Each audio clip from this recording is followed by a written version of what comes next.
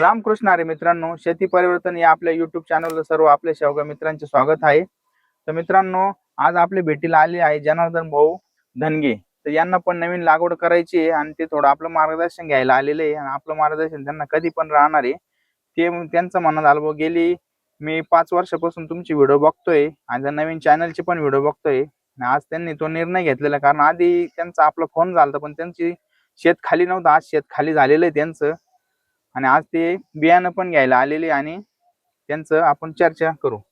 एकूणच मी जनार्दन धनगे.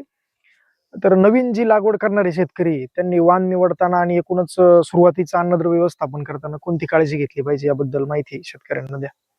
मित्रांनो, आता शेवग्यामध्ये भरपूर असे वाण आहे आणि जे वाण चांगले आहे समजा तर त्याच आपण सजेस्ट करणार आहे. आता आपली ओडीसी प्लस व्हरायटी, तर आपण या व्हरायटीवर गेले 7-8 वर्ष आधी काम करून मग शेतकऱ्यांना बियाणं दिलं. तोपर्यंत दिलंच नाही. आपल्या शेतामध्ये 5-6 वेळा बाग काढून मगच आपण ते शेतकऱ्यांना बियाणं दिलं. म्हणजे 2012 ते 2018 पर्यंत आपण त्याच्यावर प्रयोगच केला, मग शेतकऱ्यांना बियाणं दिलं. म्हणजे आज कुठल्या पण झाडाला समजा झाडाची तुमची वय झालंय पण झाडाची वाढ नाही झाली, शारीरिक वाढ किंवा पावसानं वाढ नाही झाली, तरी पण ते झाड तुमचं फुल काढून तुम्हाला काही कोण शेंग देणार.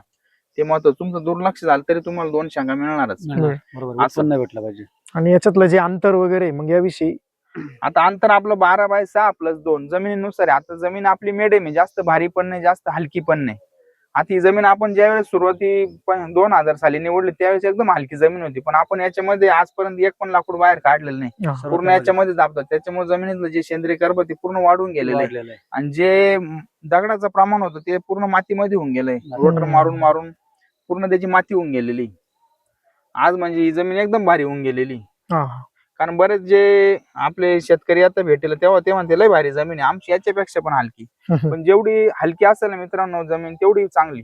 कारण जास्त काळी जमीन ही शेवग्याला मानवत नाही, ताण बसत नाही आणि सेटिंगला पण अडचण येते. आताचा हंगाम कसा आहे लागवडीसाठी? आता मित्रांनो हंगाम आता चालू शकतो अजून पण काही अडचण नाही.